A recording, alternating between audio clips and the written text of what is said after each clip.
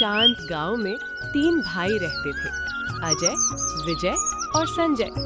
अजय सबसे बड़ा था, जो पिता के समान सबका ध्यान रखता। विजय मंझला था, जो खेती और बाजार का काम संभालता था। संजय सबसे छोटा और सबका लाडला था।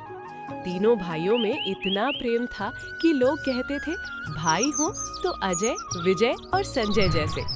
लेकिन उनके पड़ोस में रहने वाले दीनदयाल को ये भाईचारा कांटे की तरह चुभता था। दीनदयाल का काम ही यही था कि जब अजय, बड़ा भाई, किसी काम से दूसरे गांव गया हुआ था, दीनदयाल ने देखा कि विजय अकेले खेत पर बैठा है। दीनदयाल पास जाकर लंबी सांस लेते हुए बोले, अरे विजय बेटा, तुम यहाँ धूप में जल रहे हो और तुम्हारा बड़ा भाई अजय, सुना है उसने शहर में अपने नाम से एक बड़ी जमीन खरीदी है कि विजय के मन में शक का बीज पनपने लगा। अगले दिन दीनदयाल ने छोटे भाई संजय को भड़काने वो बड़े प्यार से बोला, संजय बेटा, तुम तो घर के सबसे छोटे हो, पर तुम्हें पता है कि तुम्हारे दोनों बड़े भाई तुम्हें शहर भेजने की साजिश रच रहे हैं। वे चाहते हैं कि तुम घर से दूर रहो ताकि खानदानी जायदाद के सिर्फ 2 हिस्से हों और तुम्हें कुछ न मिले। संजय मासूम था, वो दीनदयाल की चिकनी चुपड़ी बातों में आ गया।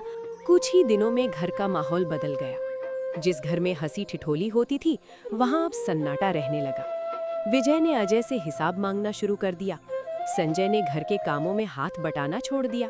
अजय परेशान था कि आखिर भाइयों के में ये अचानक बदलाव क्यों आया। बात इतनी बढ़ गई कि घर के बंटवारे की तैयारी होने लगी।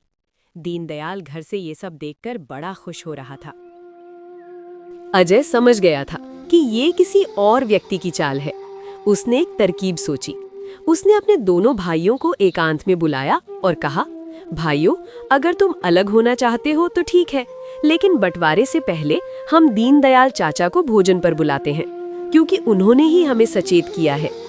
भोजन के समय अजय ने दीनदयाल के सामने नाटक करते हुए कहा, चाचा जी, अब तो हम भाई अलग हो रहे हैं। मैंने सोचा है कि अपनी सारी निजी बचत मैं आपको दे दूं, क्योंकि इन भाइयों ने तो मेरा साथ छोड़ दिया है। लालच में आकर विजय ने दीनदयाल की गर्दन पकड़ी और कहा, चाचा, हम तो भाई हैं। आज लड़ेंगे तो कल फिर एक हो जाएंगे। लेकिन आप जैसा चुगलखोर इस गांव में रहने के विजय ने दीनदयाल को भाइयों ने एक दूसरे से माफी मांगी और अपनी गलतियों के लिए रो पड़े। उस दिन के बाद उनके बीच की दीवार हमेशा के लिए खत्म हो गई। Thanks for watching.